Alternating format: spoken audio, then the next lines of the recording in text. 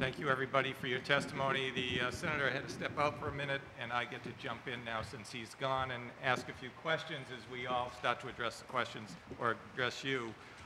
First off, I'd like to thank you all for your testimony. It was very impressive, very enlightening, and I really actually enjoyed a lot of it. I want to thank President Burton for bringing the students, because I think sometimes when we start talking about this, we actually lose sight that there's actually students and real people that we're talking about. I think sometimes during these academic discussions and policy and what we're doing, we lose sight that there's real people trying to get a real education. So I appreciate you doing that.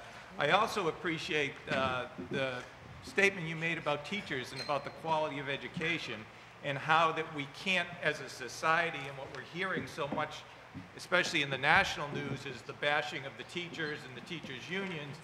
This is critical to us all as we move ahead, and I appreciate you bringing that up. It's something that we always continually need to do, and I appreciate you doing that. I'll just keep going since the Senator is still. I had one of the things that we've talked about and we've heard all along is the issue of jobs. And we hear that so frequently here in Massachusetts, and we hear it around the country. What we know, though, is we know we're doing better here in Massachusetts than the rest of the country. I think the country's unemployment rate is about 9%,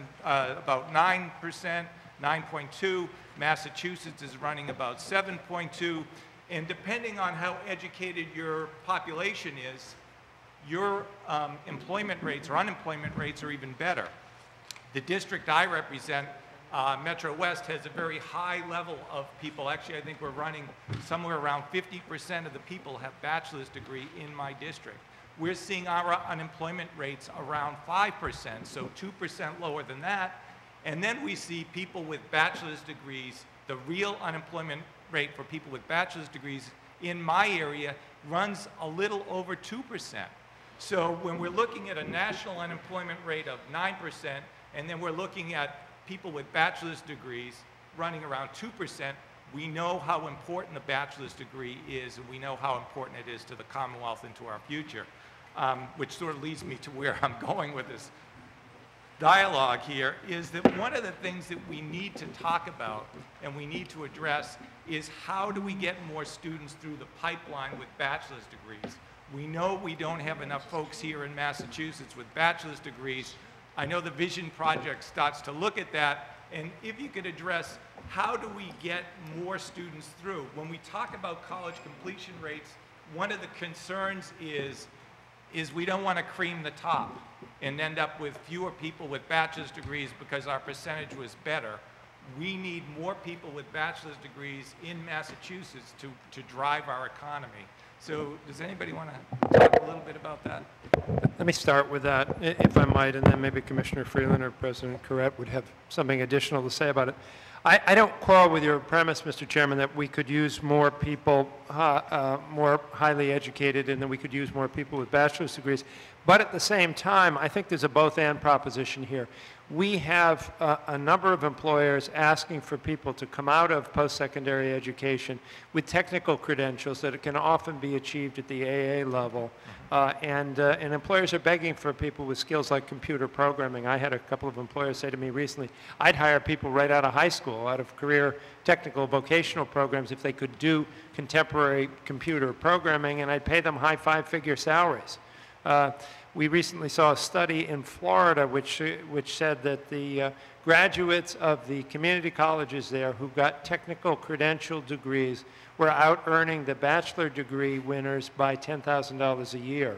So we're carrying on some conversations now with authors of a study called Pathways to Prosperity about how we do a better job of starting young people earlier on pathways that lead them to get technical credentials, to get AA degrees, to get something that we think of as stackable credentials where they can go through on a paced level. If they want to get a 2-year degree and a technical credential and do that for a while, they can do so, and then they can add to that later on in their careers as they go toward a bachelor's degree. So I think it's a very sort of complicated conversation, and one of the common themes is the pipeline and preparation needs to start earlier. Commissioner Freeland? Yes, I would. I Hey, I got them both. Can't miss. I would endorse what the Secretary said. We need to place a value on education degrees at all levels. But with specific respect to your question, Representative Sanacandro, I think everything we have talked about, from improving college readiness to doing a better job with developmental education for students who aren't quite ready for college, is critical to getting more through successfully. We know that students who start behind the 8 ball in terms of placing into developmental education have a greatly reduced chance of ever succeeding. The one thing we haven't talked about in this context, though, is how we can ease the transition across the seam from 2-year institutions to 4-year institutions. This notion of articulation and transfer between the 2-year tier and the 4-year tier is a critically important part of the equation. We have made a lot of progress on that. We've been focused on it in higher education for the last several years. We have now established what's called a transfer block, so that students who take a certain set of courses at the 2-year level can automatically meet general education requirements at the 4-year level. What we haven't done is a good job of achieving that kind of automatic credit transfer in specific programs. And that is our focus for this year, particularly in STEM fields. So we have a ways to go around articulation and transfer, but I think that's the additional piece beyond the things that we have been talking about. Could I quickly respond? As the legislature last year passed the Economic Development Reform Act, and in that requires the governor to submit an economic development plan by, I think, the end of December. He appointed me to that committee, and I'm a co-leader with Donna Capello from Verizon. The main point of that first group is middle skills. The business people on that committee want middle skills. They want people who both technically qualified and educated, and that's the recommendations coming out. Now that report will be out probably in a couple of weeks, and it has to be heard before the legislature, I think before it goes to the governor, and that'll be a time to really get at this issue. I know President Carrot is on that committee with me and has expressed some of the same views. Secondly, without getting into it, we have what I consider a program of the future. GE Lynn is going to lose 2/3 of its experienced machinists. Machining now is not what was in your grandfather's age. We formed an alliance with GE Lynn and the WIB and the college, and we screened 150 applicants from the unemployed pool. Of that pool, only 50 hit the math benchmark on the AccuPlacer. We even loaded a bit and gave them special training to get it up. The GE interviewed each one of those people twice, and 22 people were selected. They are now working on the floor at GE, earning a lot of money, and they're still in the classroom at the college earning credits, college credits. At the end of the year, they'll get a certificate, and if they continue, they'll get an associate degree in advanced manufacturing, and they could go on to a bachelor's degree. And I won't read the whole letter from Maria Deacon, who's the head there, but she said this initiative combines GE's expertise with machining practice and the academic excellence at NACC, resulting in a valuable program for participants and positive economic impact on the local community, especially in those industries where huge numbers are retiring, like machining. This is where this comes in, but it's got to be at a higher level. I would also like to add, on a very different note, we have to be considering the cost of education. And what is the cost to our student? What's the cost to their families? More than 1/3 of the students at Salem State University are Pell eligible, meaning they're coming from the lowest income. Now they receive Pell grants, they're able to get other loans that allow them to attend college, but that does not feed their families. That does not provide them the resources they need for their living, and we find more and more that students are having to either drop out or stop out as they're progressing through their education. That's the lowest income. When we move it up to the low middle, there aren't the same resources for them to be able to attend college. And as we have seen our state appropriations decrease, we are shifting more and more of that burden onto our middle and low income families. I think that's a major factor why students don't complete their degrees or take a much longer time to complete their degrees. Superintendent? So I'm sort of approaching this issue from a slightly different angle. We were talking about two-year institutions and the advantages now to technical education in terms of career options and career mobility. One of the concerns that I certainly see from the K-12 level is this issue of stigma around students attending some of these two-year, more specialized programs. So we have a number of students that would probably be well served by taking a more technical career path. The job opportunities are there, but they've sort of been raised with this mindset that they need to get a four-year degree when we're learning more and more that the marketplace is telling us that more specialized training may be a more appropriate way to go for them. So it seems to me there's a sort of a stigma, maybe a public relations piece here that we need to contend with in terms of matching the skill sets education for the future. President? Yeah, I'm a New Englander by birth and was educated here, but I was in California for 9 years, and though the state is coming apart financially, they had a really good educational system plan in place. And one of the things is to really build on strong community colleges, strong state universities, and strong university systems. And for example, in California, when I was there, 2 million students in the community college, probably 400,000 at the California State University system, and maybe 180,000 in the university system. And it was a triage system, partly because of numbers, but partly because of cost, because the cost cannot be ignored. And that ties into the graduation rates. And let's assume we have good data, because I agree with Wayne, the data give you only a part of the picture. But pick a number, any number, at a school, and say your graduation rate actually is 50% after some number of years. The state is investing in 100% of those students every year. So if you take a school that has a 20% graduation rate that's getting a fairly high state subsidy, it's costing the state $300,000 per graduate. You take a school that has the same graduation rate at 80%, and it's costing $25,000 per graduate. Now, we can normalize those graduation rates, but in either case, if you have a very small percent of graduates, and the cost is going to go up, you know, on the percentage that graduate. And as a society, we just can't keep throwing money at this. We have limited dollars. We're all trying to stretch our dollars, and we have to get that pipeline not only wider, but not just at the beginning, at the end. And one of the models I like, which I think feeds into what was said here, and we were doing this in Maryland because I was involved with the WIA efforts there, the Governor's Workforce Investment Board in Maryland.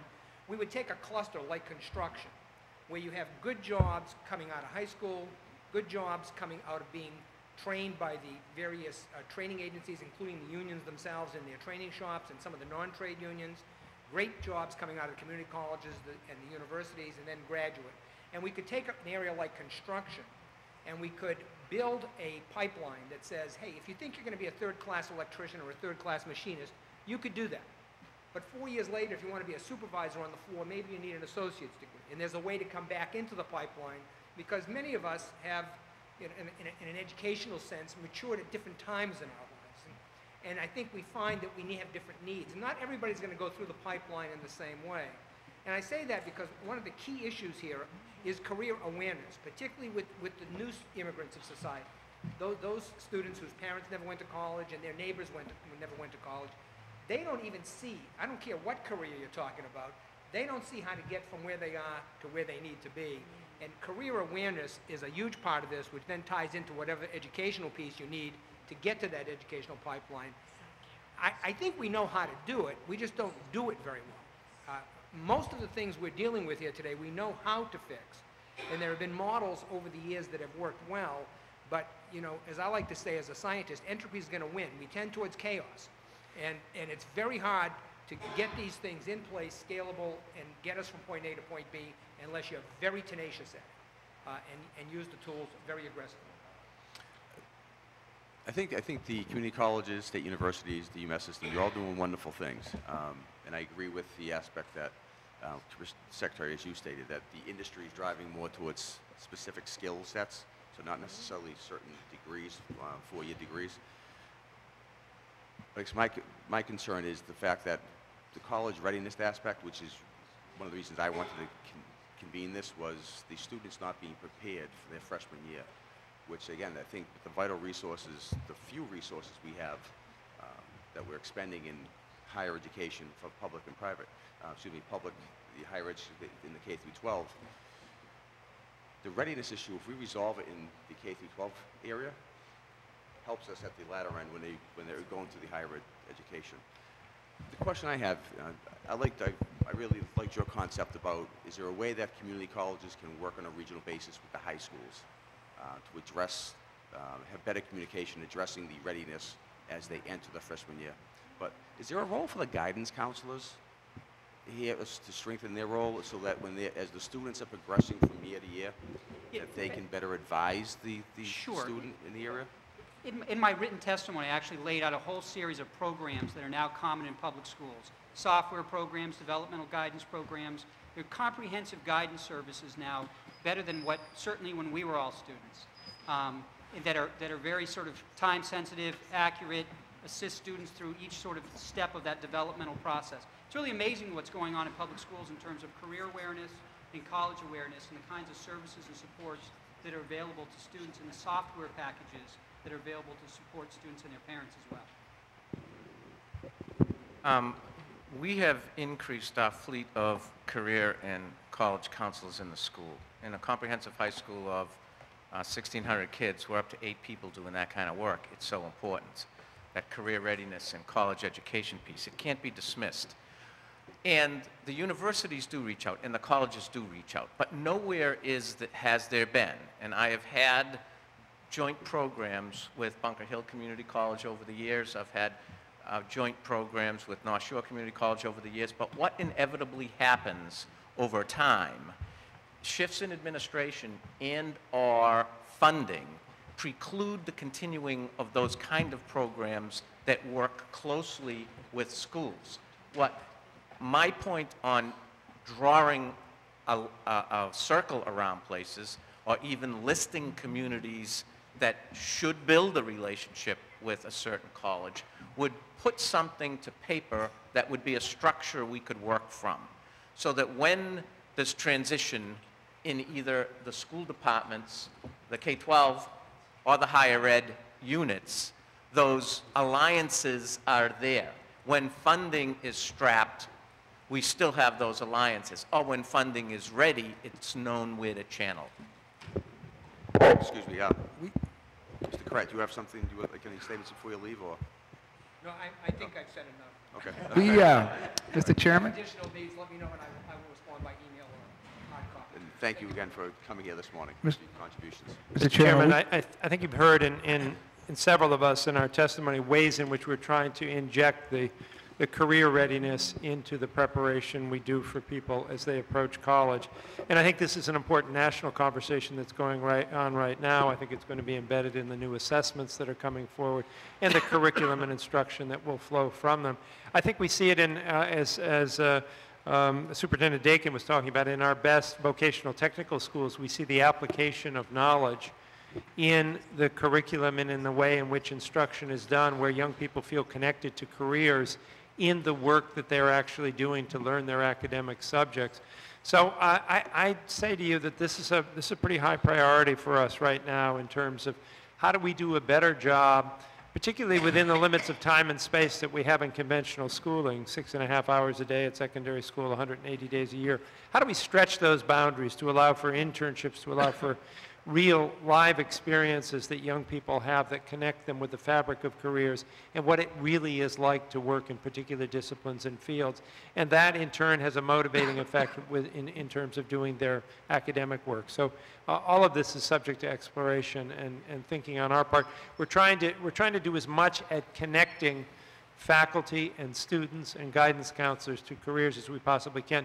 One recent development is this new web portfolio, this new website that has been rolled out called Your Pathway to College. Is that the right name? Your Plan for College. And among the information that is compendious about colleges and about financial aid and so forth, there's a lot of information as well as the capacity to connect with people who work in various fields. And it's tailored to individual students to help them build a career and college plan, and provides for a fair amount of connectivity between them and actual workers and guidance counselors and folks who know about careers and can help inform their decisions. Actually, Senator Chang Diaz, do you have a... I have a sort of sequence of drilling down questions. So the first few might be brief. Hopefully will be brief. But, you know, I think we're hearing a clear consensus across the board about there is a problem, right? That our higher ed institutions are having to take on this role of remedial education because students are coming to them not ready for the coursework. And so what I'm wondering is if, and I would throw this question out to anyone who has a perspective on it, is this a problem that is getting worse, that has been getting worse over, let's say, the last couple decades? Is it static? Has it always been this way? I'm trying to get a sense of, is there a new dynamic going on in our society, in our education system that's causing this problem to get worse, or is it getting better? Is it stable? Where are we at in terms of trend line? We have looked at the trend lines in terms of students placing into remediation over the last, was it, Jonathan, maybe 10-year period or so? I think it's fair to say that the trend line is reasonably flat. Over the last 3 years, there has been a slight increase, actually. Compare 2 years ago to this past year, a slight increase. But fundamentally, I think the trend line is pretty flat over a sustained period of time. And is that looking over ballpark? What quantity of years are we talking about? We're talking about maybe a 10-year period, Jonathan? Not the last 10 years. Okay. The ed reform, actually, we've had the same 68% for the last, it's very flat, it stays that way, it hasn't moved. It hasn't moved. The change in number of students needing developmental education hasn't changed.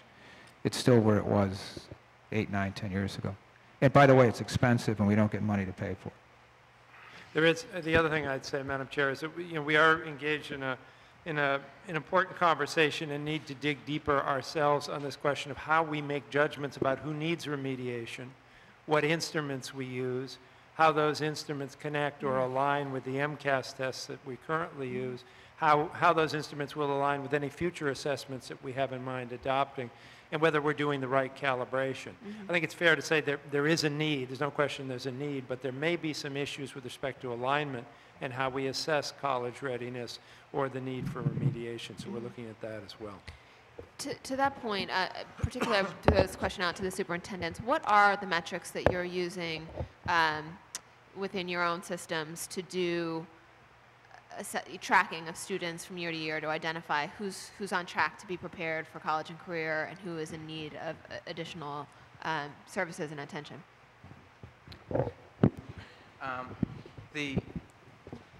Well, one bellwether, our first bellwether is, in fact, MCAS preparation. One of the goals we have with our urban kids is to get them passing that test quickly.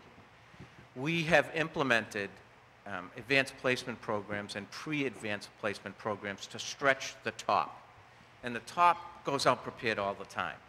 In Revere, we've moved from about 47% of the students moving on to further education 10 or 12 years ago to 80% moving on to further education.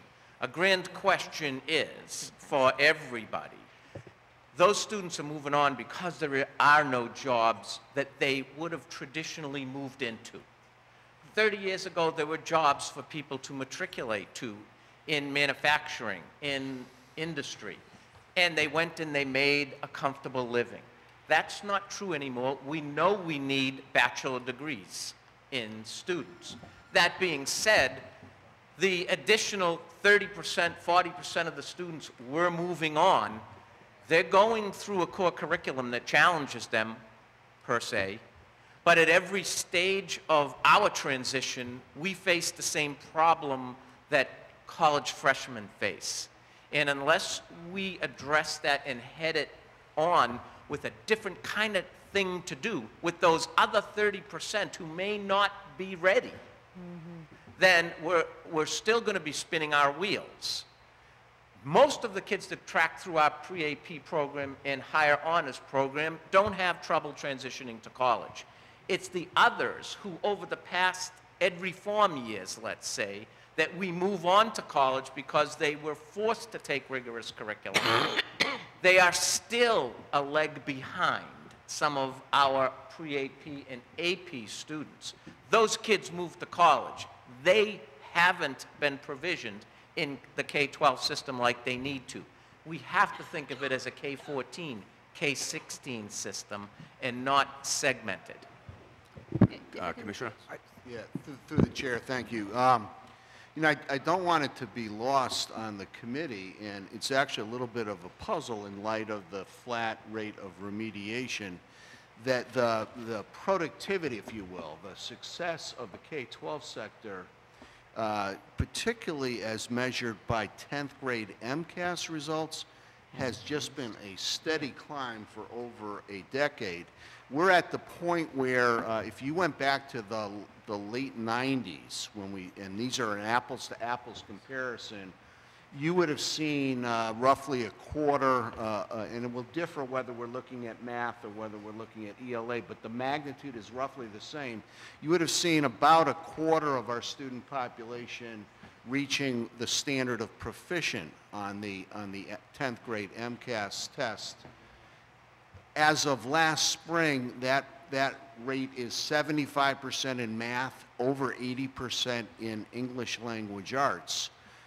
So the output, the productivity, the level of education that we're providing to our students today as they move through the high school years is substantially improved from what it was a little more than a decade ago. Mr. Chairman? Oops, sorry. Go ahead. Just quickly, the best program we have never get funded, in my theory. We have our MCAS remediation program pairs content faculty from the secondary school system who know the curriculum with developmental faculty from my school who know the strategies. It's worked incredibly well for the last 9 or 10 years. Actually, Chairman Peiss? Can I do a follow-up? First, let me just say to Commissioner Chester's point that I want to say publicly and loudly that I think your teaching staff, your administrators, your school systems, our K-12 systems deserve enormous credit.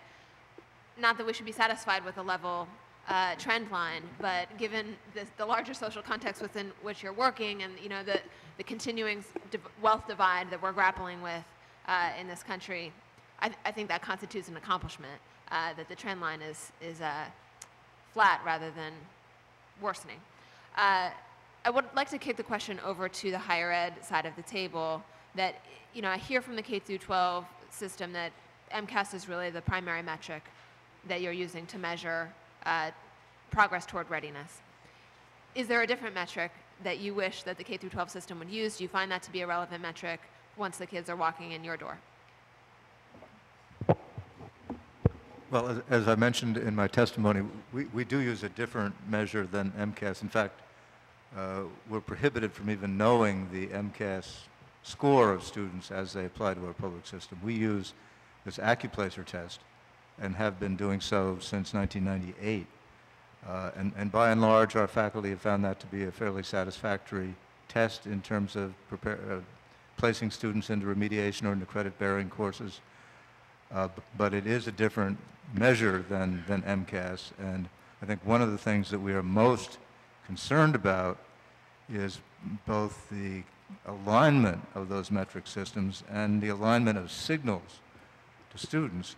We worry a lot that students complete MCAS successfully, think, because what else can they think, that they are doing what they should be doing to succeed in high school, and then come into public higher education and place into developmental courses. So the whole focus of this PARC initiative coming off the Common Core is to get to a common metric of what college readiness means.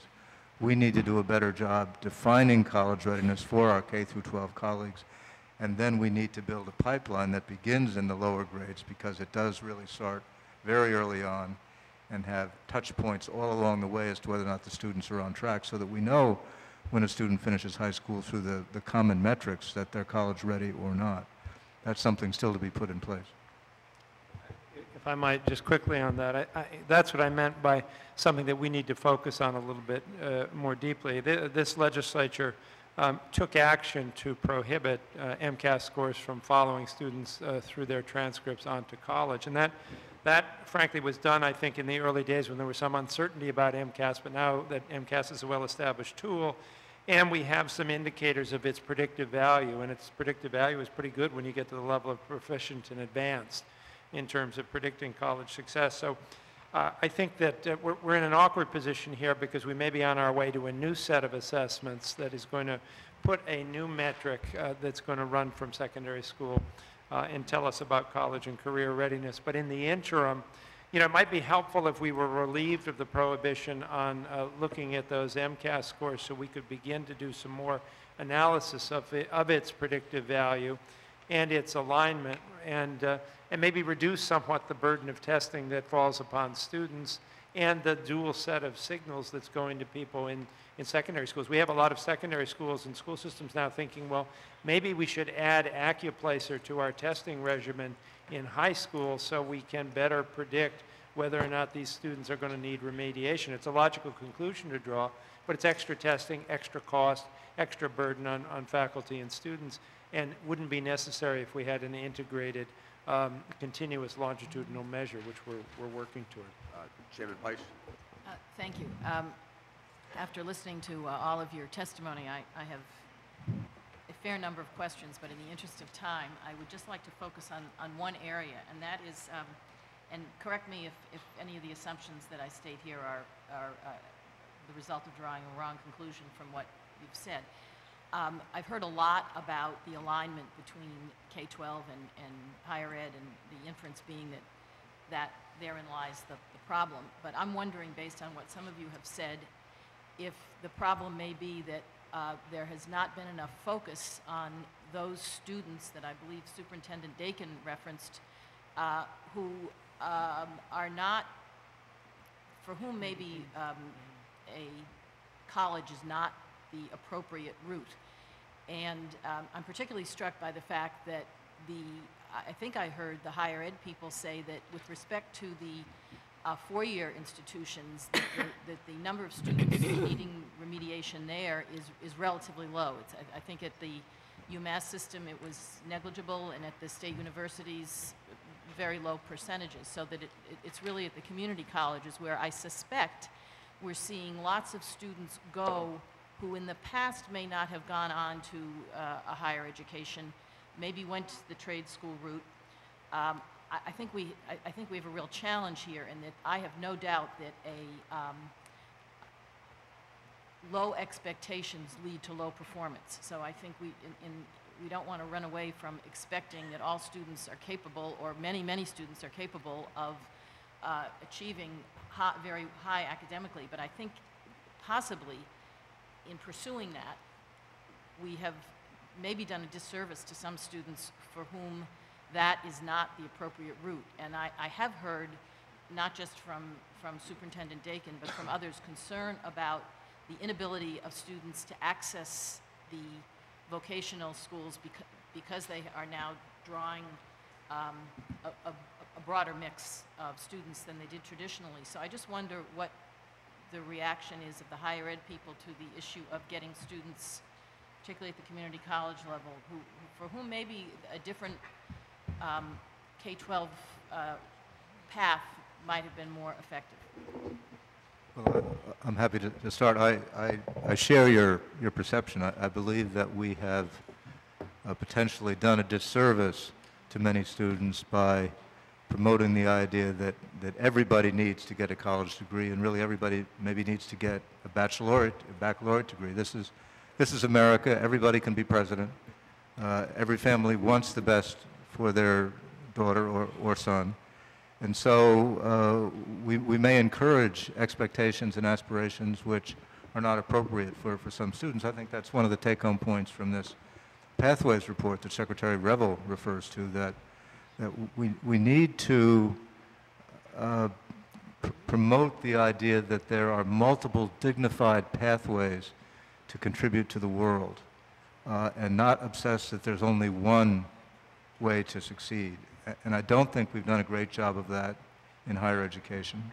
I don't think, for example, in higher education, we've given the same stature and dignity to career-oriented education that we've given to liberal education. We haven't given the same dignity to two-year degrees we've given to four-year degrees. We haven't given the same dignity to certificates that we give to two-year degrees, and we haven't given the same dignity to vocational programs in high school. So I really do think we need a cultural shift around this. I think we can build the programs, but there's something deeper going on, as you point out.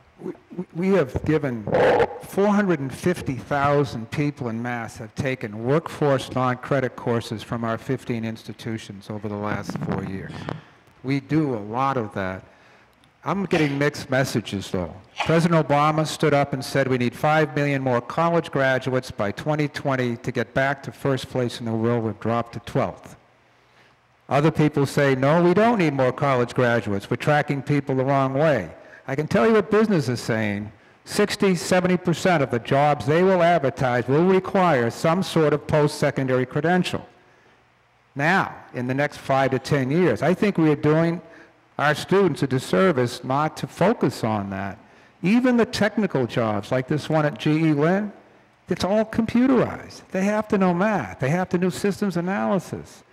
And I mean, a high tolerance for ambiguity goes with my job, but I think public policy people might want to get together and figure out, get a common message too, because I'm getting two completely different signals.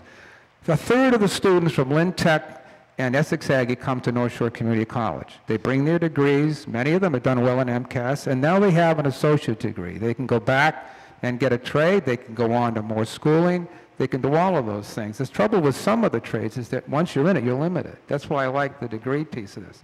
What we're doing with the grant and what we're doing is called stackable certifications. Business leaders love certifications. So we have 100 programs like that.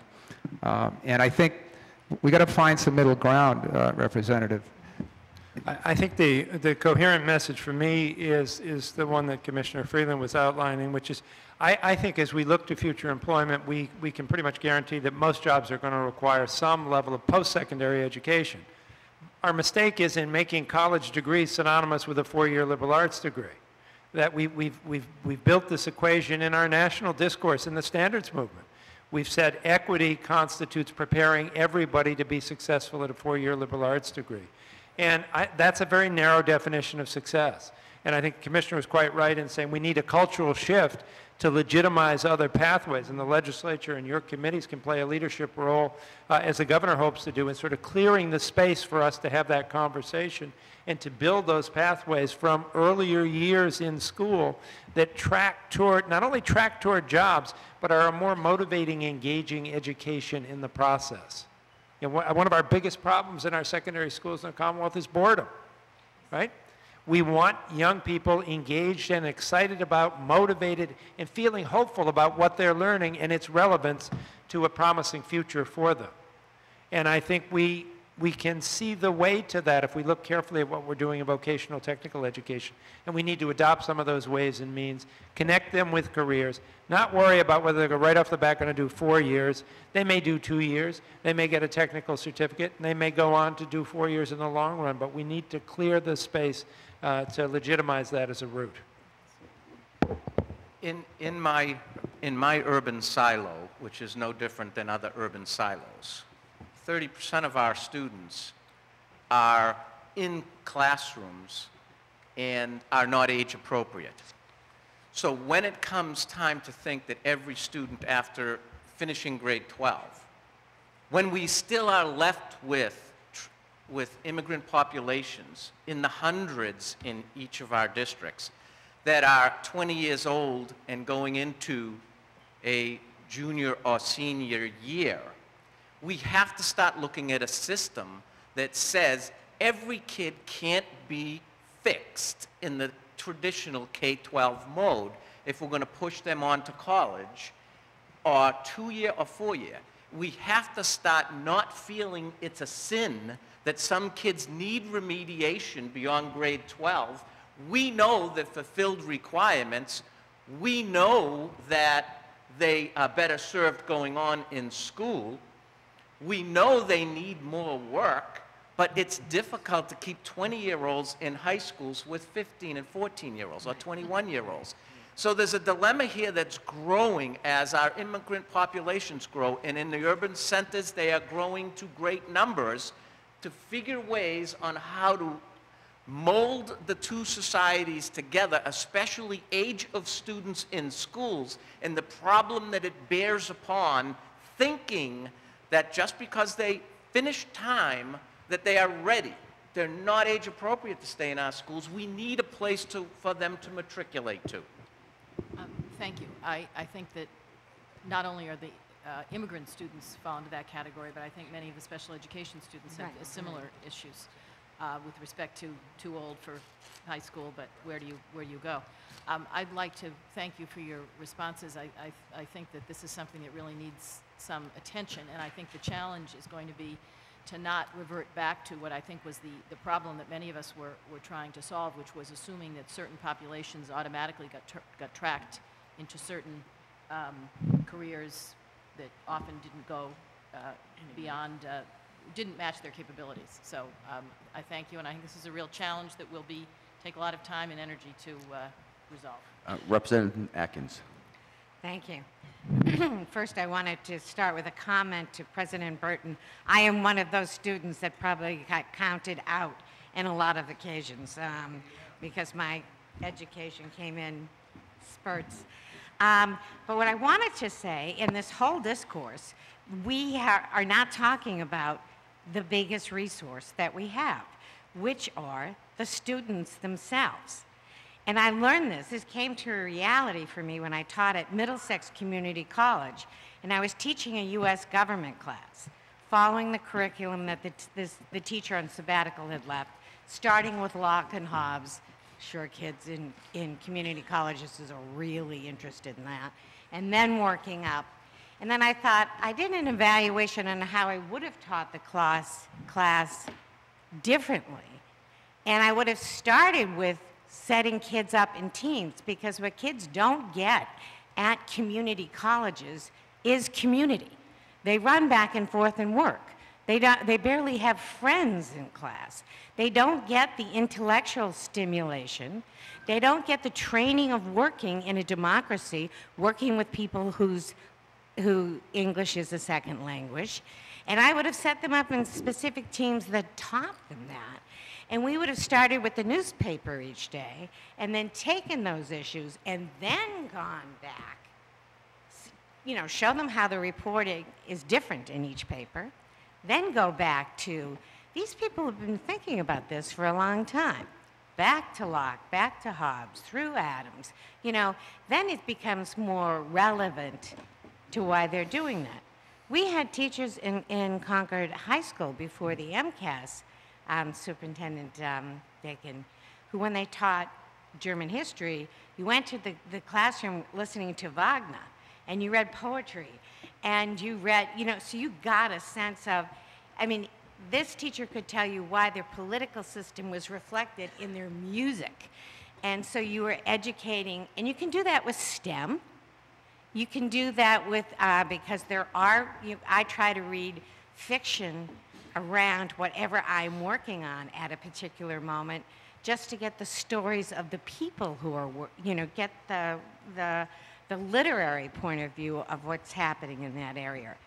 But if you have students in groups where they're responsible for each other and they compete with each other, they stay awake because they want to be the first group in the class, and if they're responsible for each other, they take care of the kid and help the kid with English as a second language, because they know that's going to be an issue throughout their whole life. And we keep treating kids going to school like they are just an individual. None of us in a democracy is just an individual. Maybe that's where we're getting these political movements that think it's all about us. It isn't all about us. It's all about how we're going to make this work. And so if we use the students more, they really get excited. Because every time, I'm not a teacher, but every time I've taught, they're sitting at the edge of their seats and their hands are up, and they want to engage. And you learn a lot more from a kid who's got more skills than you do from a teacher who's trying to raise skills who doesn't think you have them. Because there is that you know, that book back in the 70s, The IQ Fallout, for one thing. But it's easier to learn from your peers. And I just think in every discussion we have, we overlook our best resource, and that's the students themselves.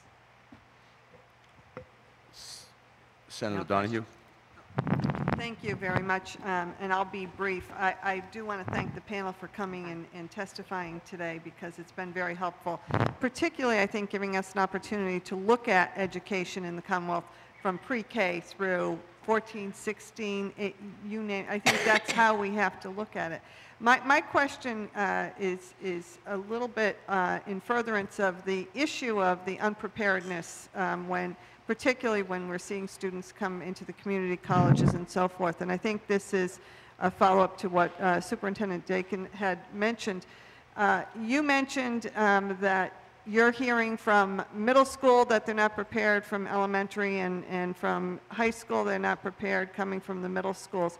And so it seems to me that it might be a little bit late in the game to be addressing the remediation when they're arriving on the doorstep of community colleges and universities. So my question to whomever wants to take it is, are we doing anything to address that preparedness all the way through the system so that maybe we're not coming on it too late when the burden is pretty large to address it? Let me start with that one, Senator. We absolutely are. It's why we're committed, and with your assistance and votes, we've created the nation's first Department of Early Education and Care, because we know that the kind of achievement gaps that really Superintendent Dakin was talking about at each transitional level start at the earliest level. We have children coming to kindergarten with 1/3 the vocabulary of their peers. And so that's an achievement gap right there, and it's why a governor has set as one of his top priorities in closing achievement gaps during this administration of getting everybody to proficiency in reading by grade 3. That's the first time we measure student performance right now in our current system, and that's the first time achievement gaps show up. And those kinds of gaps that really you can notice, were we to measure more in greater depth, you can measure at the beginning of kindergarten. If you follow the cohorts, you have about a 5-year spread of readiness as people enter kindergarten, and if you follow the research on that, those cohorts stay, relatively speaking, intact all the way through graduation or dropping out. So we know, the point of your question, that these gaps start very early on. And one of the first things to tackle is reading readiness, but in virtually every other topic. I mean, we talk, for example, just to give one other example, in the STEM fields, which Superintendent Dakin also spoke about. We worry about the degree, notwithstanding our great scores in science, technology, engineering, and math, the degree to which we are giving our young people inspiration and developing their interest and excitement about entering STEM fields, and just how effective we are at teaching those fields in the elementary grades. So we're taking a look at that, what we can do to promote that and improve that and connect that with more real-world experience that resonates more with those students. If I might, through the chair, there's quite a bit that goes on, beginning with the preschool years on up. I won't try and enumerate all of it. I would point out, though, that from my experience and from all of the evidence that I've looked at, young people who are at risk early in their lives remain at risk. And so part of what is a good K-12 system, a good K-14, a good K-18 system has are the kinds of supports and safety nets, the kinds of interventions that continue through the system. Don't rely on sort of getting it right by 3rd grade and assuming that those young people are then inoculated against any further difficulties, but to be on guard, because those folks who are at risk early in their careers are going to be at risk again later in their careers, or are likely to be at risk again later in their careers. I just want to make sure you don't leave really depressed today after all of this. There is a transition that really works well. The research suggests that students who graduate from community colleges transfer to 4-year schools in Massachusetts do extremely well. When I was the dean at Salem State, our best students came from North Shore.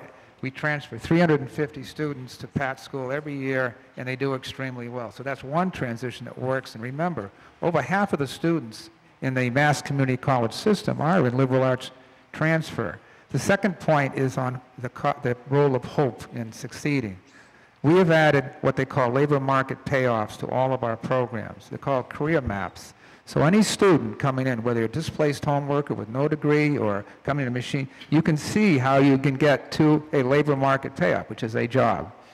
And it makes a huge difference to someone if they can see where they're going and see what it'll lead to make, so when they have their, anyway, that's a key element of the breaking through strategy that we are now adopting with a $20 million grant that we just got from DOL. Thank you. President Meserve. I'd like to echo Commissioner Chester's comments and Superintendent Dakin. We have to think of the whole child. Issues, the children that are left behind very early in their lives. And as we think about, Superintendent Dakin mentioned the 180 days a year, 6 hours in the classroom. Students are away from us much more than they are with us. If a child, even coming from a loving family, if they're cold, if they're hungry, if they don't know where they're going to put their head down at night, it's pretty hard to think about reading, writing, and arithmetic. And if they're coming from a family that's dysfunctional, it's a greater challenge. We need to broaden in areas as we're looking at our early education, as we're looking at preschool. We have to look at how we can bring more of the social systems in to really support the full family so that the child has the opportunity to learn. Representative Bastine. Thank you, Mr. Chairman. First, I'd like to thank Chairman Pice, Chairman Chang Diaz, Chairman Moore, and Chairman Sinacandro for their leadership on having this hearing today. I really appreciate it. I'd also like to thank Superintendent Brooke Clinchy from Winchendon for coming on out as well for this hearing today. What I'm hearing today, for those of you that don't know me, I'm a graduate of the public schools, a graduate of our public state university system, a licensed history teacher, and the father of a child in the public school system. So this issue greatly concerns me. What I'm hearing today in the last 2.5 hours is that we have a systematic failure in our schools, and that we have roughly 33%, 1/3 of our kids that are graduating from school and yet cannot do the basic tasks that are necessary for them at our public universities. Throughout all the testimony today, the one question I'm going to ask, and I'll leave my time for a follow-up, is how much money are we spending on remediation at our public universities? When we did a formula for that, when we were trying to devise a formula budget, and I think some of you may have been involved in that, and I think it's like any formula, but for a developmental student, I'm going to have to check and get back to you. It's like 1.4 what it would cost students who don't. They're in school longer, smaller classes, more supporting services. I can't give you an exact number, Representative, but I can tell you it is more expensive. But so nobody here can tell me out of the state budget, out of the millions of dollars that we spend every year, how much we're spending at public universities to basically catch people up that should have picked these skills up in the secondary education environment? I don't think it's a number we've ever calculated at the system level. I think that we would have to collect that data campus by campus, which we can do. It's a completely correct question. The number is very large. I mean, I think the point, we know what the point is, even if we don't know the number, which is we are spending a lot of money on this. I remember when I was a dean at UMass Boston, easily 1/3 of the sections we were teaching were remedial sections in the College of Arts and Sciences. It was a very big part of the budget. If I could also add to that, though, we have to think of what the denominator is as you're asking that question, because many of the dollars are being spent at the community college level. So those are the students, many of the students, and I don't mean to in any way say it's all Wayne, but many of the students who struggled through high school are going to choose the community college route. We need to look at the full population of everyone who's graduating from our public K-12, and where is that whole group going as we look at what is the cost of the remedial education. Well, I guess what worries me about this is that, Commissioner Chester, is that you said, and this will be my last question, I promise. Thank you. Is that this theory that the MCAS is somehow an indicator of college readiness. Commissioner Chester, you said it's not. We're spending millions of dollars, and yet our numbers for remediation are comparable to other states, but we're spending millions of dollars more on education than these other states, but have the same numbers to show for it. So I would hope that if somebody could please get me the amount of dollars we actually spend on remediation so that we can look at how much we're actually spending through the entire system so that we can break that down and look at it better, I'd appreciate it. Thank you. Our final two questions are going to be by Representative Di Natale and Provo. Representative Di Natale. Thank you, Senator. I want to thank the both committees, actually, for arranging this. I've been most vocal. I've been on this committee for over 5 years, and remediation has always been a real issue for me. And I know we've touched upon it today. It's a huge, huge challenge. I know, Commissioner Chester, you mentioned it. You provided valuable information. When I hear that 60% of remediation students enter the community college system, that's a concern, President Burton, right? I guess my question is directed at Superintendent Dakin. I want to know, when you mentioned 7 or 8 openings in your teaching staff, why do you think that is? Briefly, hopefully. They were primarily in STEM areas, math, technology, well, math, chemistry, physics, and special education. There just weren't people out there. And we have an aggressive Teach for America program that we've been working with, and we were still looking for people. Our last hire, in fact, was a Teach for America after 3 weeks of school went on. We're just not doing it. And just to flip to the remediation piece, one problem, and it just dawned on me during this conversation, when ed reform funding years were pushing money into the urban communities, we had aggressive after-school Saturday and summer school programs. In the last 5 or 6 years, 7 years, you want to know how much I carve out of our budget for remediation? We're a foundation level community. 0. If they don't make the credit in middle school or high school, they have to make it up during the next semester that runs during the school year. What dawned on me just now is that that has been an area of spending that we have not been able to target money to over the past 6 or 7 years. That may have been an effective expenditure of funds, giving those students the skills they need by the age of matriculation to college. And I'm sure that those programs during the summer, on Saturdays, and after school did some of that. So part of this problem may rest, especially in the urban communities, especially the smaller urbans that function on foundation budget, the Chelseas, the Everetts, you know, the Revieres, could be the fact that we are not spending any money on remediation. We don't have it to spend. Just one quick follow-on to Representative Di Natale's question, and building on what the superintendent has just said.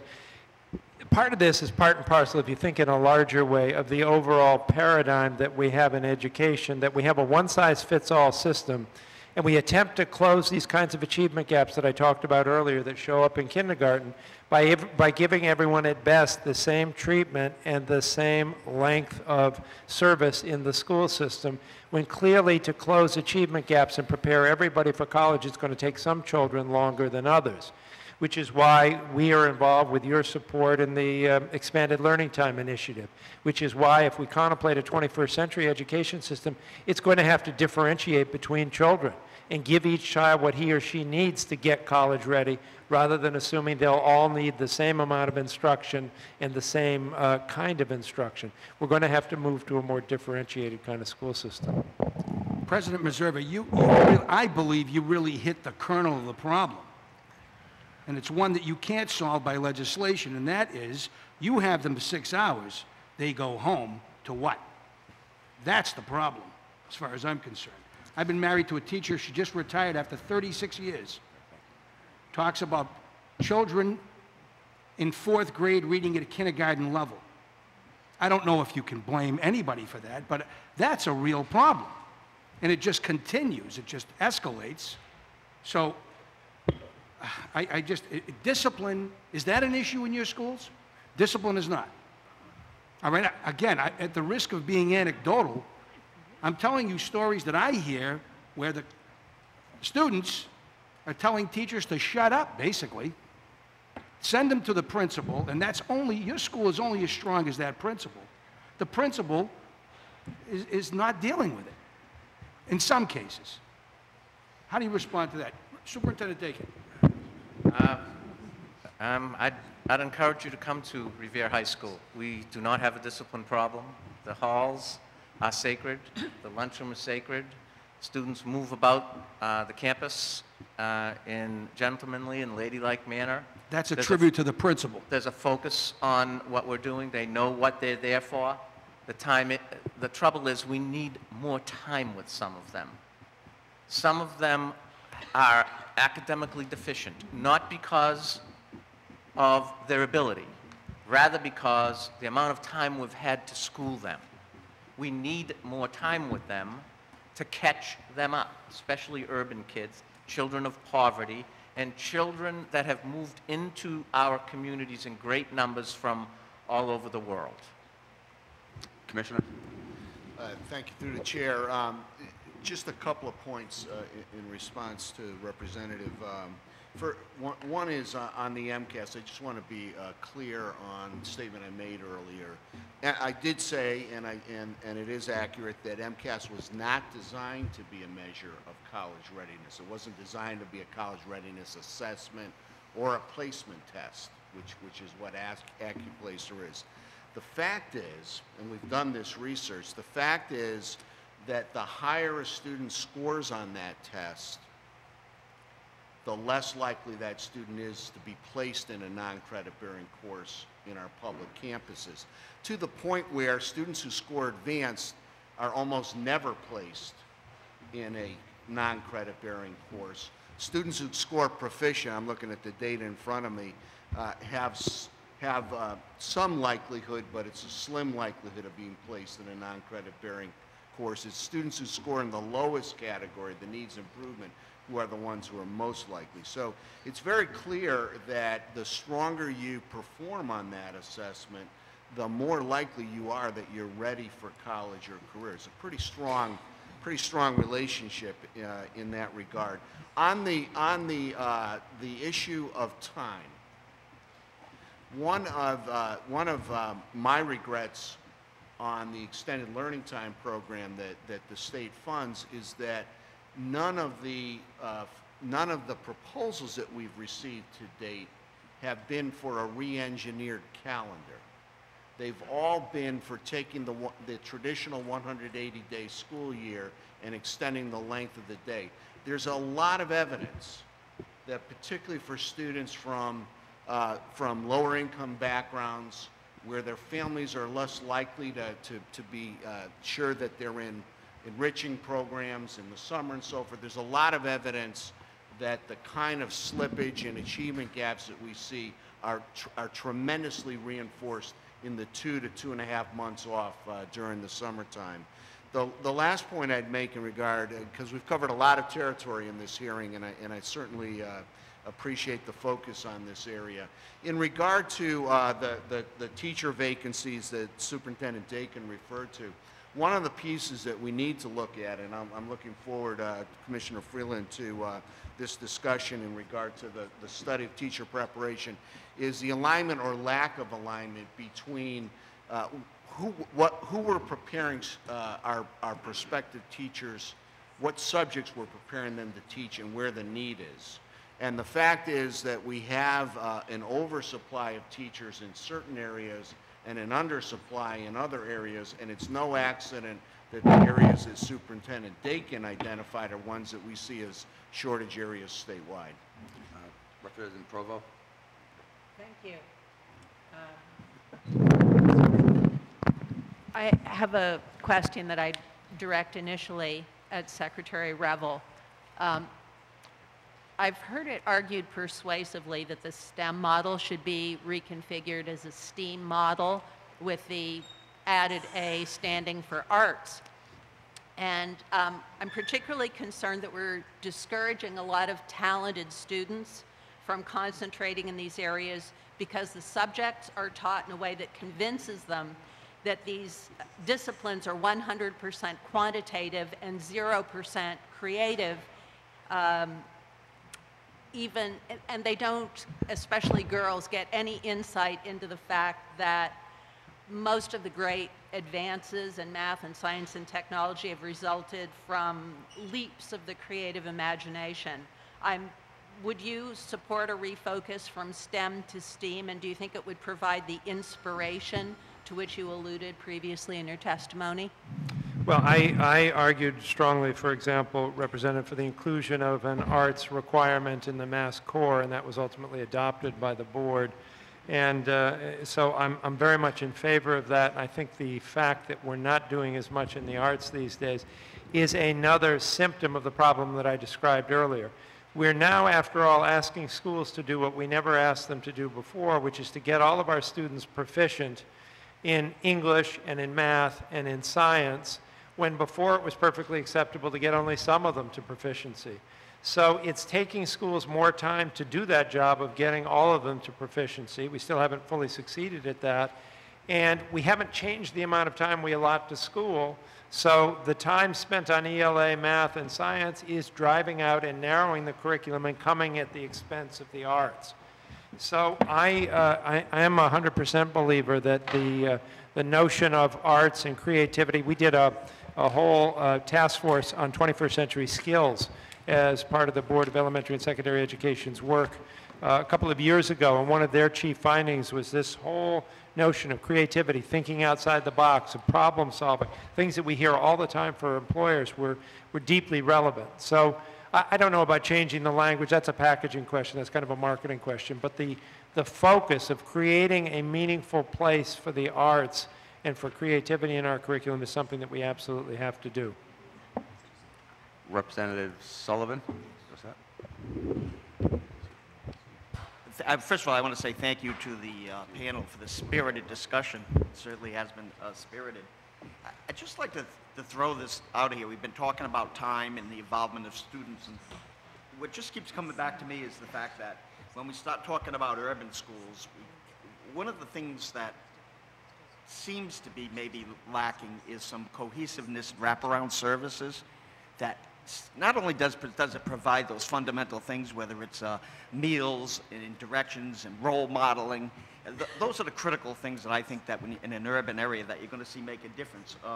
Mentoring services, another opportunity to model for these kids, because the messages that many of the kids, and I live in an urban area, get outside, certainly are not conducive to them coming in at times to be able to take advantage of the curriculum. And Mr. Secretary, expanded learning time, I just think it's an invaluable resource. I've seen what it's done in my community. I just would like to see a little more creativity in other ways of expanding upon that, maybe in other ways as well. But do you have any comment about this particular thing? Because I really think this is a big part of the solution, or at least a piece of the puzzle. We agree wholeheartedly, Mr. Vice Chairman. It's why the governor created the Child and Youth Readiness Cabinet, which the Secretary of Health and Human Services and I co-chair. And the design of that is to work on bringing to bear the resources and expertise of all the health and human service agencies to help our children be able to come to school on a healthy platform. You know, the kind of platform that a middle class, upper middle class child enjoys because they get that support from their families and from the benefits of affluence are not necessarily available to other children. And so our belief is if we're going to close achievement gaps in Massachusetts, we're going to have to do two things simultaneously. One is improve the quality of instruction, that is teaching and learning in every classroom in the Commonwealth, and we're hard at work on that.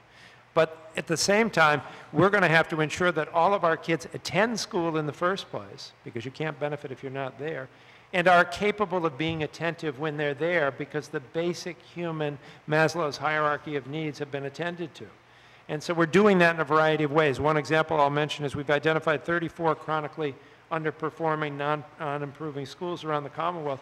And through the Achievement Gap Act of 2010, which you enacted, we require each of those schools to have a plan that details how they're going to attend to the non-school needs that the children bring in. And that's become an important part of the work. In many of those schools, for example, we have what we call readiness counselors, or people who are like what we call readiness counselors, who are basically connective tissue between that school and agencies in the community who can help mitigate problems that are getting in the way of the children learning. The Race to the Top grant includes money for wraparound zones in a number of our cities around the Commonwealth. So we're working on a variety of fronts, because I think after nearly 20 years of education reform in Massachusetts, and seeing no matter how well we've done overall on our averages, that we still have these large persistent achievement gaps that are as wide as any in the nation, that we need to do more. And that schooling alone, in this limited box that we have at 6 hours a day, 180 days a year, is not going to be enough on average to close that gap without enlisting other sources of support and expertise in helping to rear holistically our children. Are you comfortable with the direction we're heading, or the I think so. I think it calls for much greater collaboration. It's going to call for a greater investment. I mean, if we're serious about our ideals of getting all children to proficiency, and all means all, then we are going to have to build around our schools a variety of kinds of partnerships that go directly at the human needs children bring to school. For example, you pointed to one. Every school that we go to that we see as high performing, when you ask the children what it is about this school that makes it exceptional, they'll begin to describe the quality of relationships they have with faculty and how deeply the faculty care about them and care about them being healthy and engaged and doing well in school. Now, we don't have good tools for measuring that when we measure school quality. We need to get better at doing that. We need to get better at looking at those schools that mitigate, for example, homelessness problems that children have, so that children can come to school and be free to concentrate. We need to be able to make better judgments about schools which engage and motivate students so students want to do the work. So there are a whole bunch of measurement tools and incentives and best practices that we need to add in addition to all the work that we're doing to improve our academic performance in schools. And if I could just comment on the higher end of it in the workforce development. I come from the city of Fall River. Many people understand that the textile industry, just for whatever reason, has just disappeared. And I'm looking at our higher ed institutions, looking at but not just the kids who are coming in from K through 12, but what we're looking at is a bubble of families, people who worked in these textile mills, who are receiving a variety of training. But what I hear from so many of them is that there doesn't seem to be light at the end of the tunnel in regards to specific jobs to help them to put, food on their table. And I know that this is a tremendous challenge. This is not a criticism. I think we're all in this together. But it's just, I would love to hear any reflections on that particular problem, because there are older people and actually multiple members of families who are working in particular mills. They've been shut down and out of work for an awful long time. And how do we deal? They need short-term type of training and education, but where's the light at the end of the tunnel? Yes, we've been talking in this hearing mostly about the pipeline that leads through K through 12 and into college, but you're quite right. There's another whole stream of students coming into our institutions, particularly into our community colleges, and President Burton can talk about this, who are older, non-traditional age, out-of-work adults looking for retraining, looking to find skills, to re-skill themselves in a way that will make them able to be productively engage the economy that we have today. That is a very large number of people, and this Department of Labor grant that we just got, that President Burton has referred to, is addressed to specifically that issue. How can we retool our programs, credit and non-credit, to address that issues? Your mayor of Fall River, what's his name? Mayor Flanagan? No, there's the mayor. I think he's the mayor of Fall. I get confused between the two cities. You're not confusing Fall River and New Bedford, are you? No, of course not. I'd never do that. Happens a Who's lot. the mayor of New Bedford? Lang, Mayor Lang. Yeah, he's on our committee, and they make that case very strongly. What we've concluded through a year of work on that work, on the workforce and training subcommittee of the governor, is that our workforce system needs reorganization. It needs to be clarified. It needs, right now, community colleges provide about third to a quarter of the training. Most of it's by for-profit. We can do that, but we need a new system. We need to bring coherence to it so someone can come to one of the grant, by the way, is to put a person in each career center under this grant to do exactly that. Coaching, it's called. I bring my whole posse. I never go anywhere alone. I've got 3 deans behind me, probably going to kill me later. But it's coaching and matching somebody with where they need to go and a job they need to get. And that's what we're now working on under this grant. 2 other things I wanted to say before you leave. We've got 2 minutes, and we're going to end with 30 Representative seconds. Fix the MCAS remediation problem. Whose is it? I've been doing it since 2003. We do a very good job at it. Is it my responsibility or his responsibility? Who's going to pay for it? If you can come up with something, I'd love to do it. I've got a faculty member named Kathy Ankus who deserves a Medal of Honor. She goes to every high school graduation and gives a program flyer to the students who don't get a diploma, and we've had a lot of success. And I'll stop there, and thank you very much for your time. Representative Provo? Thank you, and through you. To Secretary Revel, I was nonplussed to hear you say that the idea of a STEAM model is a question of packaging or marketing, because from where I sit, the STEM model is just, the post-Sputnik, we've got to catch up with the Russians in math and science and technology with a new acronym. Do you really think that it makes no difference what we state our aspiration to be for a model of education? No, on the contrary, I think our rhetoric is really important. So our rhetoric right now is about closing achievement gaps, and there are a number of strategies. So we've lumped together some fields that seem to have some coherence in science, technology, engineering, and math. I think that it's not an either-or type of situation, but it's a both-and situation. It seems that we should want for all of our children the education that we want for our own children. So to me, the substantive point that I thought you were making was that we ought to have more of an emphasis on arts education and creativity. There are a variety of ways to do that. I believe in that, and I support that. I just want to thank you all for coming here today and sharing your time with us. I think we'd all agree that there's a lot of challenges facing us from the K-12 system, early ed, and higher education, and you're being very creative, and you should be commended for what you have done and continue to do. So thank you very much for coming here this morning.